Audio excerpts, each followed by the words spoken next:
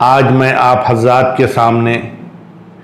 اسلام کی دو سب سے بڑی حقیقتیں واضح کرنا چاہتا ہوں، اور نہایت مختصر انداز میں اس لیے تاکہ طویل گفتگو کی اکتاہٹ سے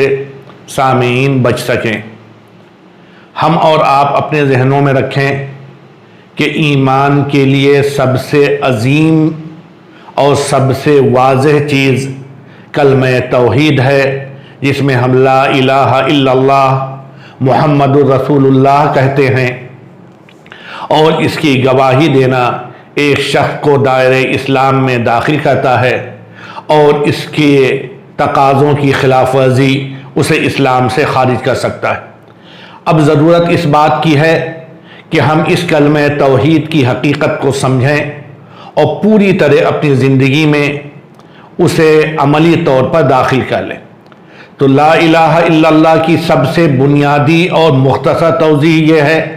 کہ اللہ تبارک و تعالی اس کائنات کا خالق ہے، مالک ہے، رازق ہے،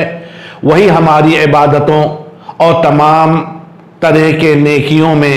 اخلاص کا مستحق ہے۔ لہذا ہم اپنے ذہنوں میں رکھیں کہ اللہ تعالیٰ اس کائنات کا خالق ہے، کائنات کی تمام چیزیں اس کی مخلوق ہیں۔ کوئی مخلوق کتنا ہی عظیم ہو جائے، چاہے اس کا تعلق انسانوں سے ہو، جناتوں سے ہو، فرشتوں سے ہو، چرند و پرند اور چھوٹی بڑی مخلوقات سے، وہ سب مخلوق ہیں، اپنی پیدائش میں بھی اللہ کی محتاج ہیں، لہذا وہ کبھی خالق کی ہمسری نہیں کر سکتی۔ لہذا ہمارا سر اس خالق کے سامنے جھکے گا، ہم قسم اس خالق کے نام کی کھائیں گے، ہم ذبح اس کے نام سے کریں گے، اگر نظر ماننا ہو تو اس کے نام کی مانگیں گے، عبادت میں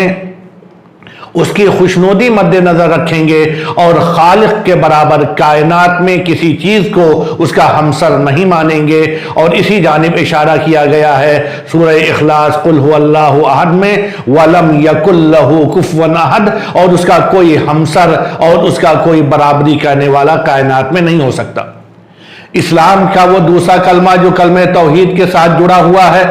وہ محمد الرسول اللہ ہے۔ جس طرح ہم نے اس حقیقت کو مانا کہ اس کائنات کا خالق اللہ ہے، بقیہ سب اس کی مخلوق ہیں، اور کوئی بھی مخلوق کتنا بھی عظیم ہو جائے اس خالق کی ہمسری اور برابری کرنے کا تصور نہیں کیا جا سکتا۔ اسی طرح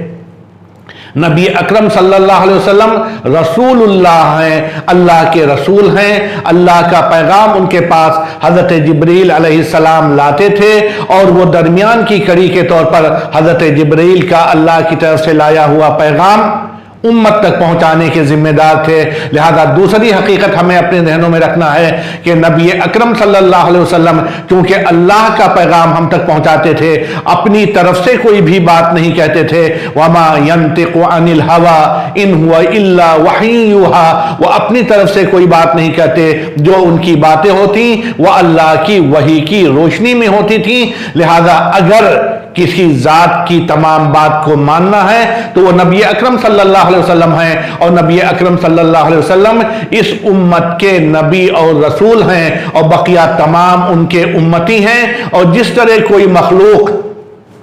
خالق کی برابری یا ہمسری نہیں کر سکتا، اسی طرح کوئی امتی نبی کی ہمسری اور برابری نہیں کر سکتا کہ اس کی تمام باتوں کو مانا جائے، بلکہ کسی کی بھی بات کو اس نقطہ نظر سے دیکھنا ہوگا کہ اس کی بات نبی اکرم صلی اللہ علیہ وسلم کی بات سے کس حد تک مطابقت رکھتی ہے، اور اگر کسی کی بات پوری طرح ماننی ہے تو نبی اکرم صلی اللہ علیہ وسلم کو اخیر میں پھر خلاصے کے طور پہ ذہن میں رکھیے گا کہ اللہ اس کائنات کا خالق ہے، بقیہ تمام لوگ اس کی مخلوق ہیں، کوئی مخلوق اللہ کی برابری نہیں کر سکتا۔